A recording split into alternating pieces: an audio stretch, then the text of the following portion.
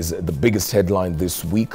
CEO Elijah Washira has been suspended for a period of 90 days to allow for investigations into the conduct with regards to his office. And you can see right there the tag mentioning the key reason being CEO Washira is said to have paid 1.5 billion shillings to well-connected insurance companies instead of remitting directly to hospitals as ordered by the board. We'll be looking into that as well. Moving down on that paper, blow to Ruto as American envoy throws in the towel. Meg Whitman, that is immediate former, or rather still the ambassador to Kenya of the United States, officially tendered her resignation, ending a three-year tenure that began in August 2022, where she served as the U.S. ambassador to Kenya. She's officially resigned, of course, owing to the fact that a new administration is coming into office following President Trump's win, where he will be inaugurated in office sometime in January 2025. We also have issues pertaining to more teachers arrested over KCSE exam irregularities. Just having a listen to what the CS for Education, that is Julius Migos, spoke about earlier on, saying as opposed to what we've witnessed in the previous years where these malpractices were carried out by students, this time round it's being propagated by adults, meaning teachers and those who are aiding the students to cheat in that particular examination or different examinations. And at the very top, page 6 of the People Daily, why Ruto's Hustler Fund is a disaster. Something of great concern. We'll definitely be looking into that, as Kenyans have over time complained, some complaining they've not been registered in the system to date, but the government every other day saying the program is working and it is good for Kenyans. Let's move on to other dailies right here. Have a look at what is being said. That is the Daily Nation. At the top of the Daily Nation, KCSE exams come, how detectives trailed and seized key suspect.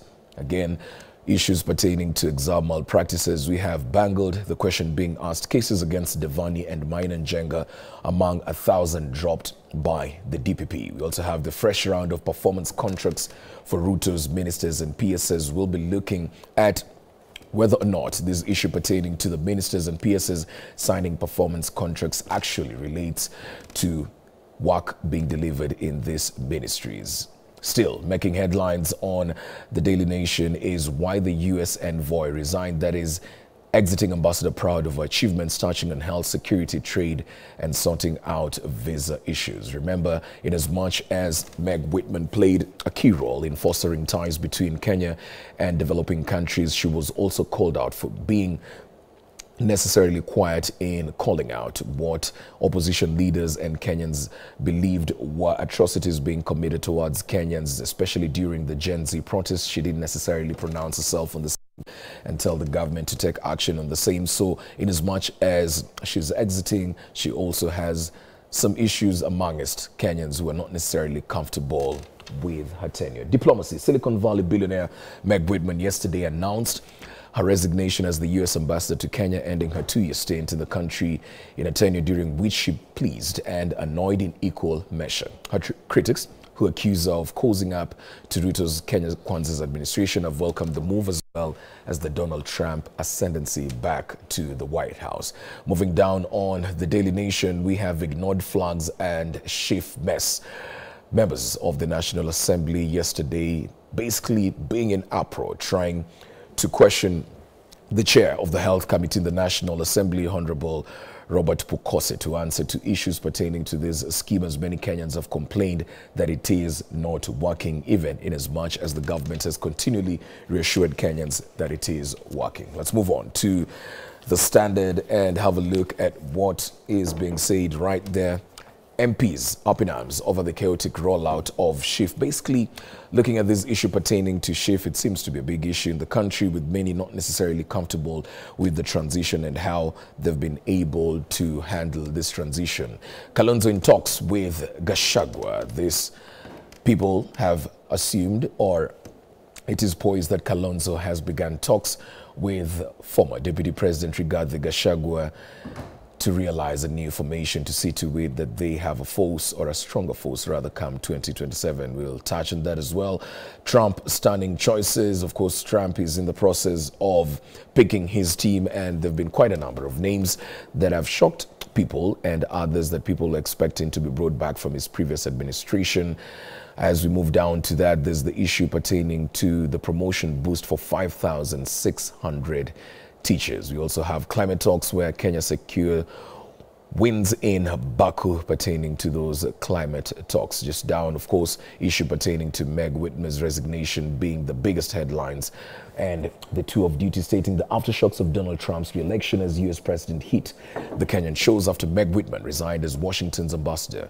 The envoy, who described the mission as an honor and privilege, was facing growing criticism over her support for President Ruto at a time of mounting public unease of governance. Moving down on that daily, we have the issue on the Nyandarua MCA train sites and governor. There's been news developing that they're prepping for the ouster of the Nyandarua governor MCAs with regards to that. And Mount Kenya elders professionals war chest against Ruto. We'll definitely be having a look at that, of course, following the ouster of DP Rigathi Gachagua.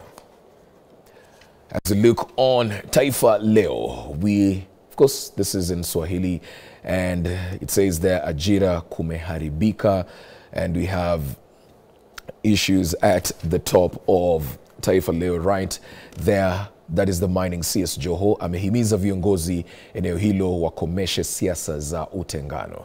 Then there's also, just moving down, having a look at the issues right there. Hatua ya kampuni kubwa za humu nchini kutangaza mpango wa kufuta mamia ya wafanyikazi imezidi kufichua hali duni ya kiuchumi inayokumba maelfu ya biashara kutokana na kupanda kwa ushuru na mauzo kushuka. Issues pertaining to, of course, labor relations right there at the far right extreme of Taifa Leo. Balozi wa Amerika ajiuzulu, that is the resignation, and US yatishia safari za ndege Haiti. Remember, about a day or two ago, Spirit Airlines, which is an airline from the United States, was shot at one of the airports in Haiti, and which basically led to the closure of that particular airport as investigations were rolled out on the same.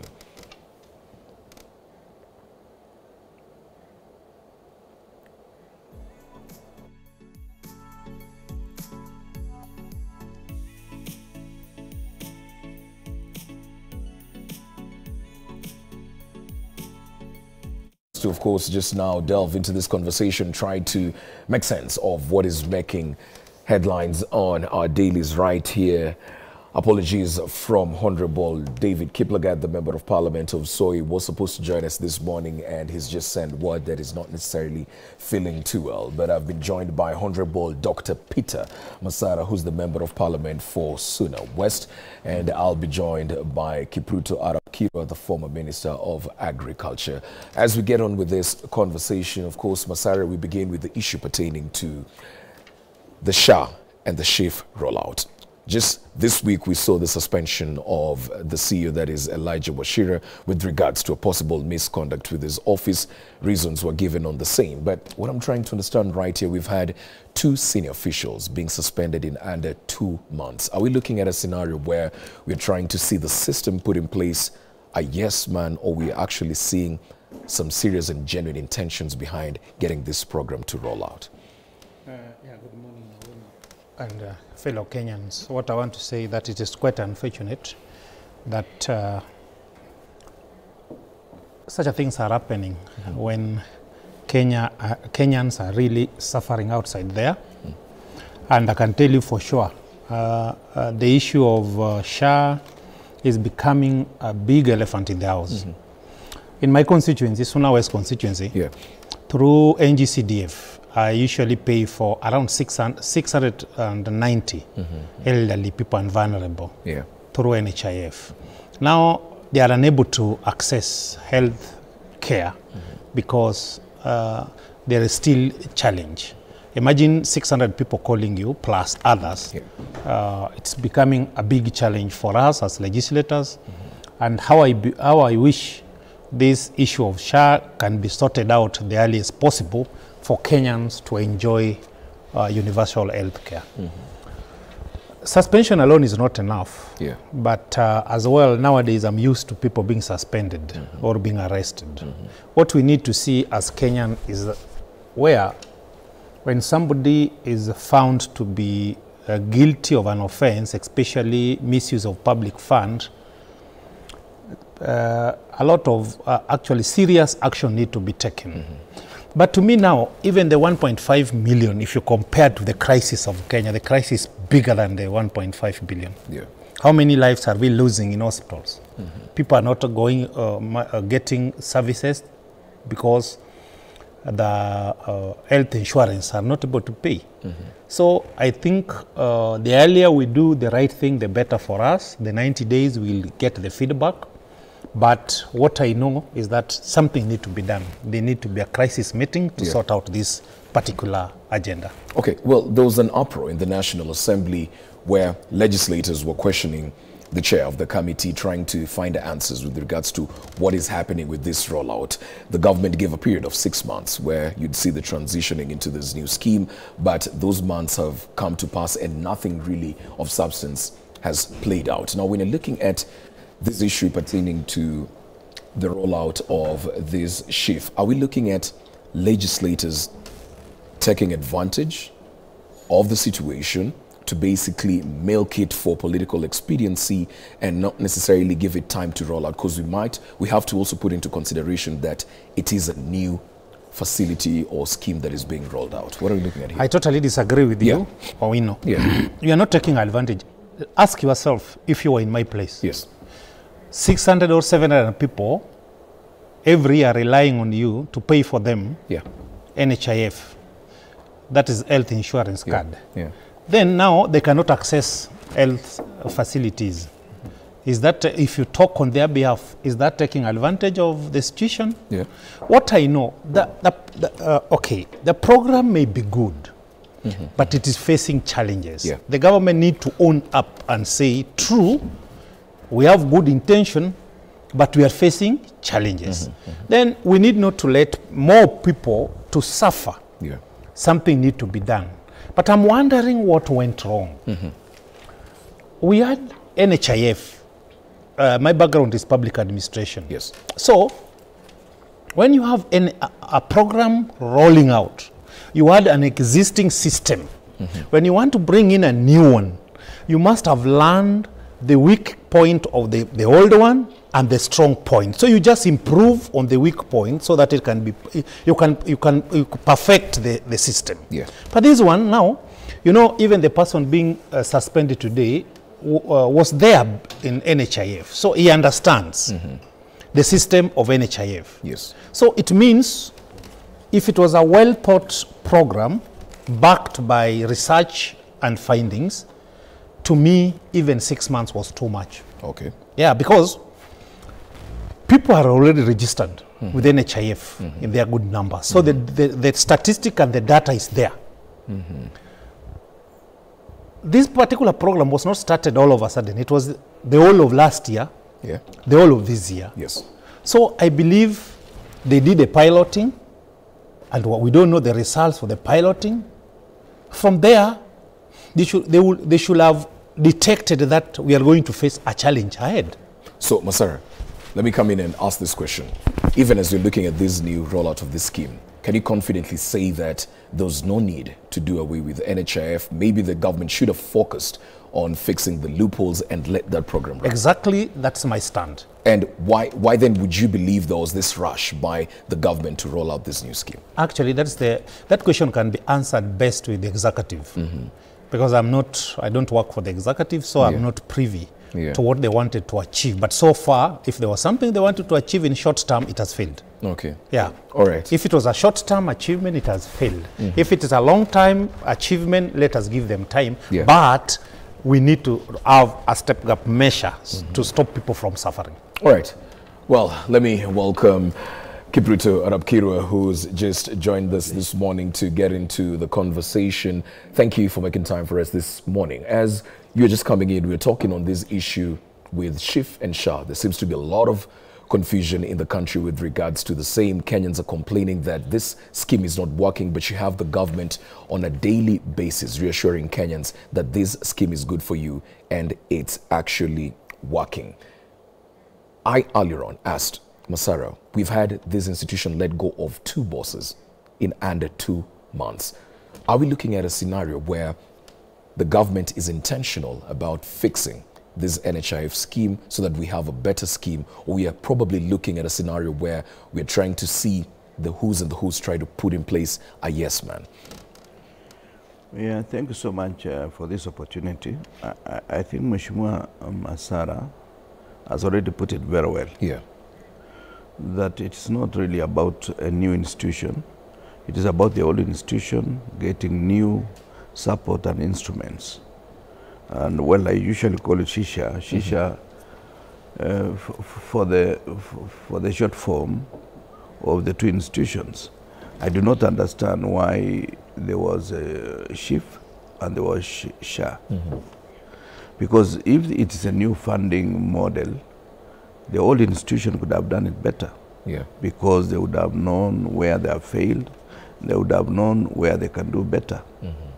But from the way I see it, and knowing that Wachira, the guy now has been, for some reason, sent on compulsory leave, it is not about the issue of the individuals. Yes. It's about institutional failure. And I would expect, perhaps, if the government has the good intentions that they profess they do, they should improve on how the system is going to work in the long term for our people.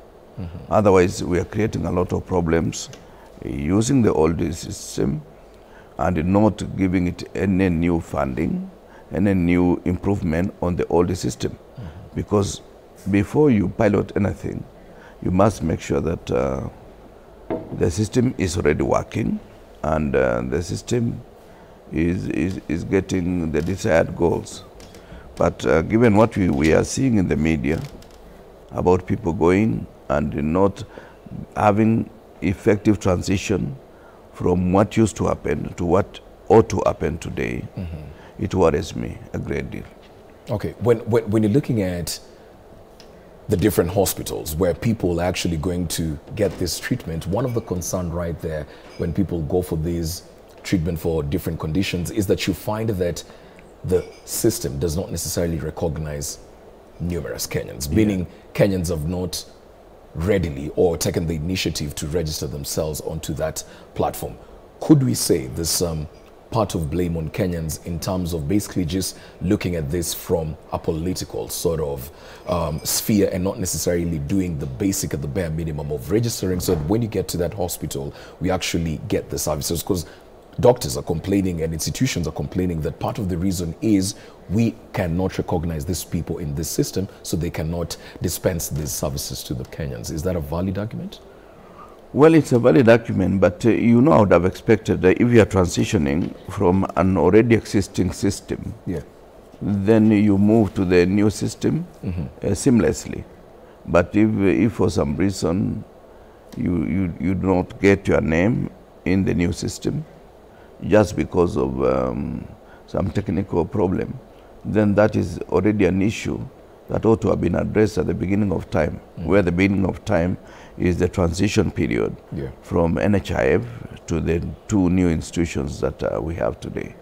So it really worries many of us that people with certain conditions from certain institutions find themselves almost in a quagmire just because they cannot access services, and yet they were part of the old system. Any new system ought to take over all the individuals who have already validly registered in the old system. Okay. Well, Masara, let's look at... Can I say something about the registration? Partially, I want to blame the new system, but also I want to blame Kenyans. Okay. But for Kenyans, I want to carry partial of their burden. Okay. The system is facing trust deficit.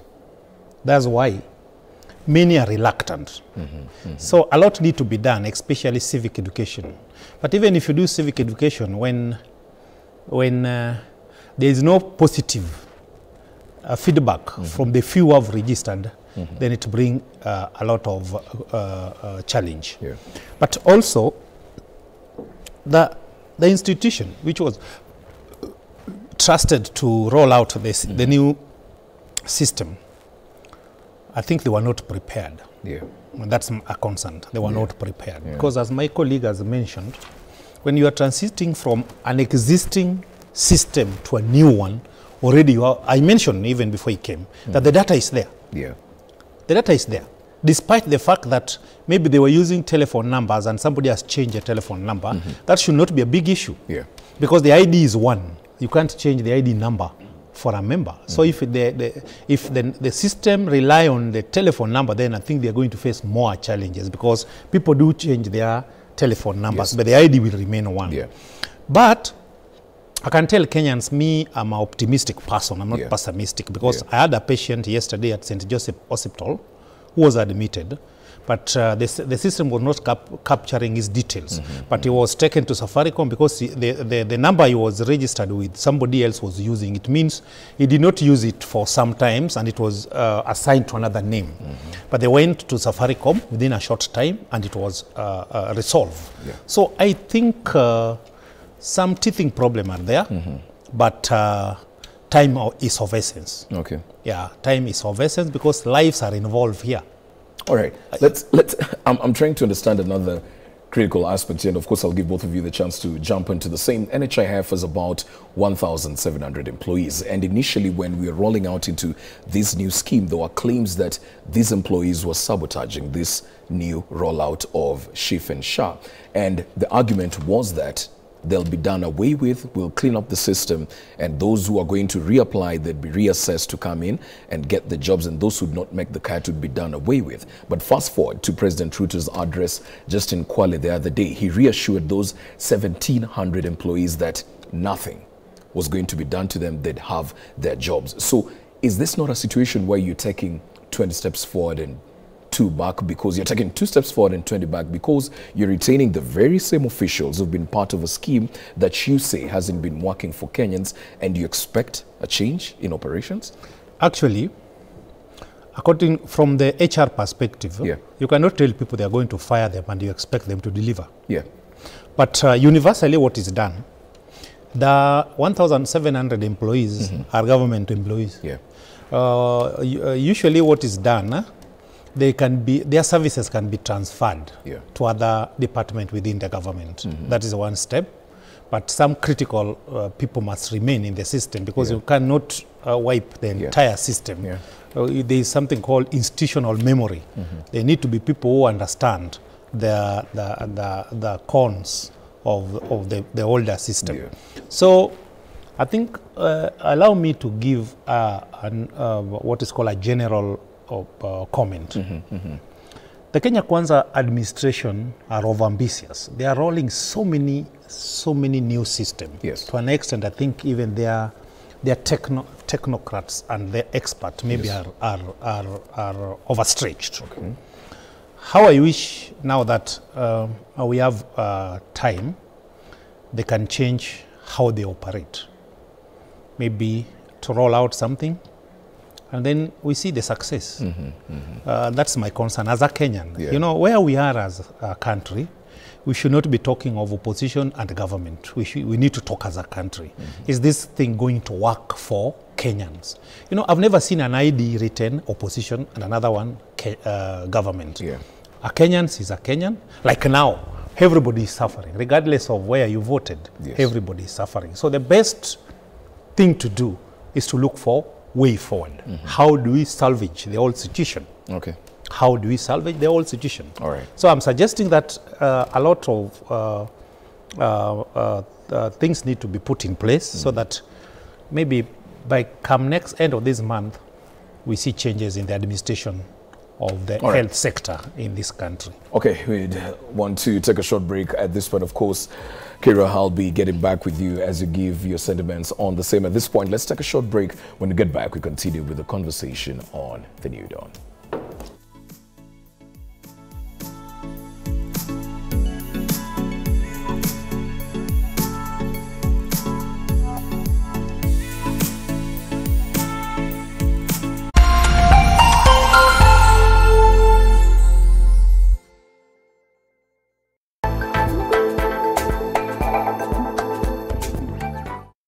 Mr. DJ, Mr. DJ. Blackie. Anguka now, anguka now. When it comes to playing the best music videos, we've got you covered.